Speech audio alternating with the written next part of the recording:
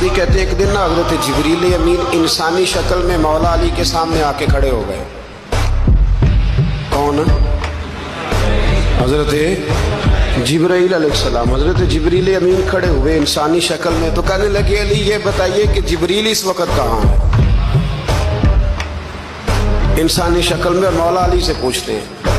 हजरत मौला अली शेर खुदा रज़ी अल्लाह तआला अन्हु से जब पूछा ना कि जिब्रील अमीन कहाँ है इस वक्त, तो हजरत अली ने पहले ऊपर देखा, फिर नीचे देखा, फिर दाएं देखा, फिर बाएं देखा, फिर आगे देखा, फिर पीछे देखा।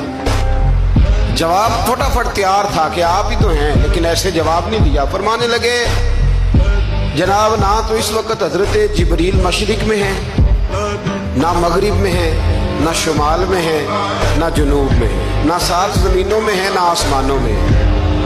फिर भी ये नहीं कहा कि आप जिब्रील हैं। फरमाने लगे भाई जमीनों आसमानों मशारिक मगारिब में तो कोई नहीं, तो यहाँ आप जिब्रील हैं या मैं जिब्रील हूँ?